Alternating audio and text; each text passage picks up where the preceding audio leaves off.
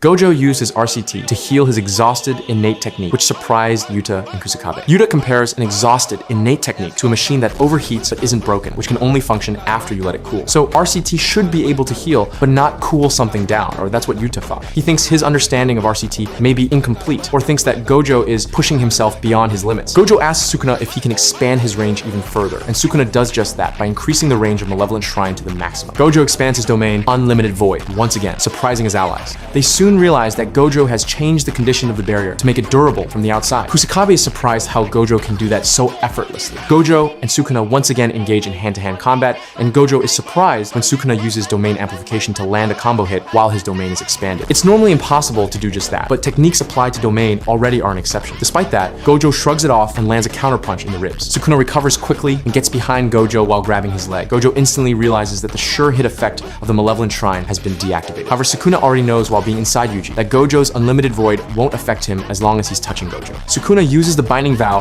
to increase the power of his domain outside of Gojo's barrier by sacrificing the sure hit effect inside of it and reducing its range. Gojo's barrier collapses once again, and he's immediately hit by slashes. Watching Gojo's situation, Kashimo says he'll go next if Gojo dies. Gojo uses Falling Blossom Emotion to counter the slashes with cursed energy, resulting in shallow wounds, which surprises Sukuna. Kusakabe realizes that technique, but no one else seems to have even heard about it. Kusakabe explains how it works, but Choso says that it still won't be able to rival a domain. Shoko says that it'll buy Gojo enough time to heal his technique, while Yuta is still concerned. Gojo opens his domain once again, but expands it extremely far. His allies are concerned, since it will reduce the quality of the domain, while the barrier's shell begins to crack. However, the domain begins to shrink and becomes the size of a tennis ball.